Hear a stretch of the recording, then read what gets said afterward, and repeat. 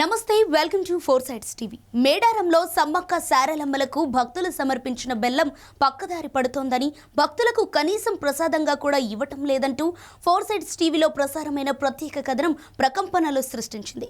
దీనిపై వెంటనే ఎక్సైజ్ శాఖ స్పందించింది. బెల్లం పక్కదారి పట్టకుండా ఉండేలా భక్తులకు ప్రసాదంగా అందేలా చర్యలు తీసుకుంది.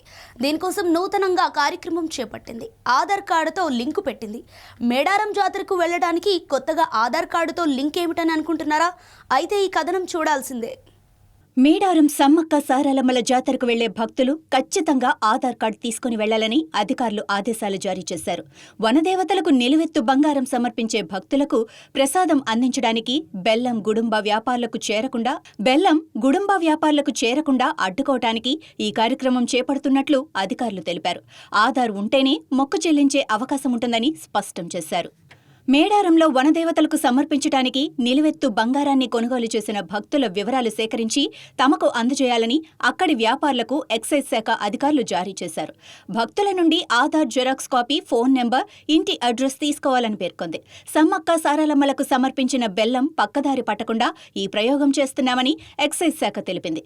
గుడుంబా తయారీదారులకు బెల్లం విక్రయిస్తే ₹1,00,000 జరిమానా విధిస్తామని వెల్లడించారు.